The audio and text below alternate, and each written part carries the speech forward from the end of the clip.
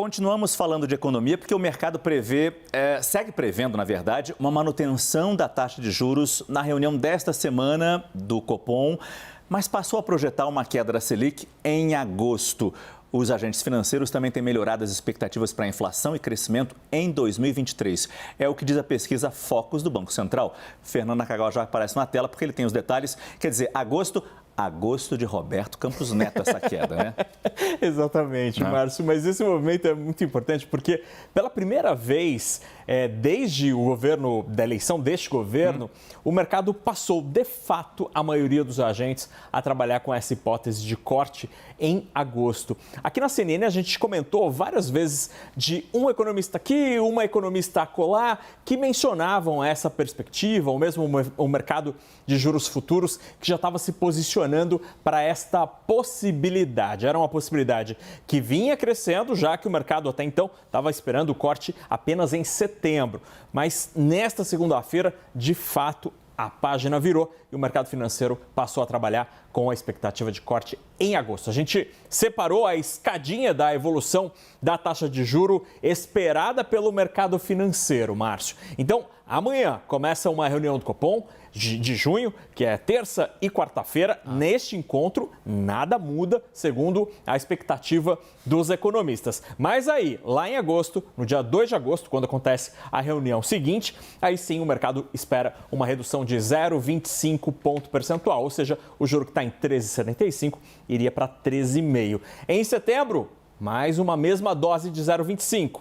E aí, apenas nas reuniões de novembro e dezembro, que o remédio ia ser melhor, menos amargo, com uma queda mais acentuada de meio ponto percentual em cada uma dessas duas reuniões. Este é o cenário que se consolida agora, Márcio, diante de várias notícias positivas que a gente teve ao longo das últimas semanas. A inflação está menor que o esperado, o PIB está melhor que o esperado e também teve avanço em várias agendas importantes, como o marco fiscal e até mesmo a reforma tributária. Isso também impactou outros dois números muito importantes, que é a expectativa de inflação e de crescimento da economia. Na próxima tela a gente tem a evolução dessas duas previsões dos economistas, Márcio, na pesquisa Focus desde o comecinho do ano. E olha que interessante, a linha vermelha é a expectativa para a inflação, começa o ano em 5,30%, piora, vai para cima de 6% e agora sim, ao longo das últimas semanas, há uma queda mais expressiva e a gente está em 5,12% depois da quinta queda consecutiva da expectativa semanal para a inflação.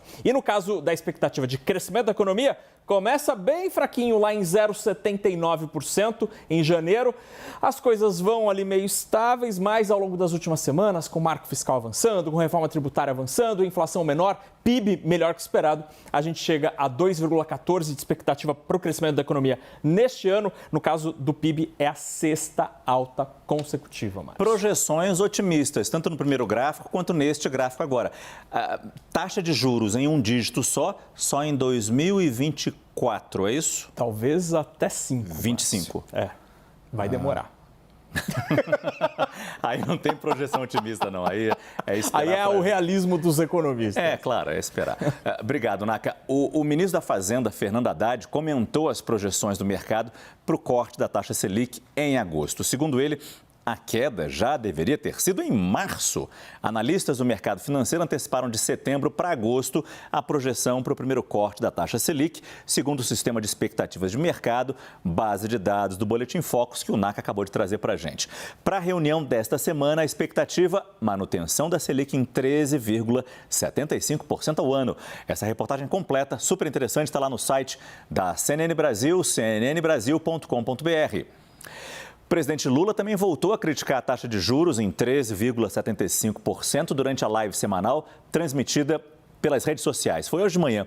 Ele disse que o presidente do Banco Central precisa se explicar ao povo brasileiro. A inflação está baixando, o dólar está caindo, apenas o juro precisa baixar. Porque também não tem explicação. O presidente do Banco Central precisa explicar, não a mim, porque já sei por que ele não baixa, mas explicar ao povo brasileiro e ao Senado que o elegeu por que ele mantém essas taxas de juros de 13,75 num país que está com inflação anual de 5%. O comentarista de economia da CNN, Sérgio Vale, disse que o cenário econômico está mais interessante do que no início do ano. Ele citou a queda da inflação e o resultado do PIB no primeiro trimestre. Segundo ele, se continuarem as surpresas positivas, a economia brasileira pode terminar 2023 mais robusta. A gente olha desde o começo do ano, a gente teve duas coisas que aconteceram que está justificando esse cenário positivo que a gente vive hoje, né? Um foi a própria economia, né? Resultado surpreendente positivo do PIB, inflação cedendo com mais força. O cenário econômico está bem mais interessante, mais forte do que era o começo do ano, né? E um segundo ponto é o aprendizado do próprio governo, especialmente no caso do Haddad. O Haddad começou complicado, digamos assim, né? Com posições meio complicadas na parte fiscal, houve aí uma aprendizagem. Chega na metade do ano, essa parte mais racional que o mercado gostaria de ver no governo, a gente consegue encontrar no Ministério da Fazenda, né? Há ainda divergências, talvez BNDES, outras pessoas, mas a Fazenda está conseguindo dar o ritmo do que é política econômica no governo Lula. Se continuar dessa forma, a gente continuar com surpresas positivas, eu acho que a gente consegue terminar um final de 2023 um cenário muito mais interessante e robusto do que no começo do ano.